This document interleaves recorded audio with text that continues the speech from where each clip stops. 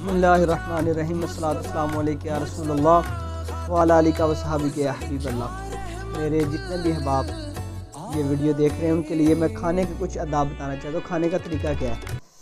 سب سے پہلے چاہیے کہ ہم لقمہ چھوٹا لیں، ٹھیک سنت کے مطابق، اور روٹی سے پہلے بسم اللہ پڑھیں، بسم اللہ الرحمن الرحیم، بسم اللہ وعلی برکت اللہ، یہ دعا ہمیں پڑھنی چاہیے، ٹھیک۔ اس کے بعد لقمہ لیں، ہر لقمہ جب کھائیں اس کو چبا چبا کر کھائیں، یہ بھی سنت طریقہ ہے۔ یہ نہیں ہو ایک لقمہ لیں اور سارے کا سارا اس کو نگل جائے، یہ طریقہ نہیں ٹھیک۔ سنت یہی ہے کہ لقمے کو چبا چبا کر کھائیں، اور ہر لقمہ جب کھائیں اس کے بعد یا واجدو پڑھیں۔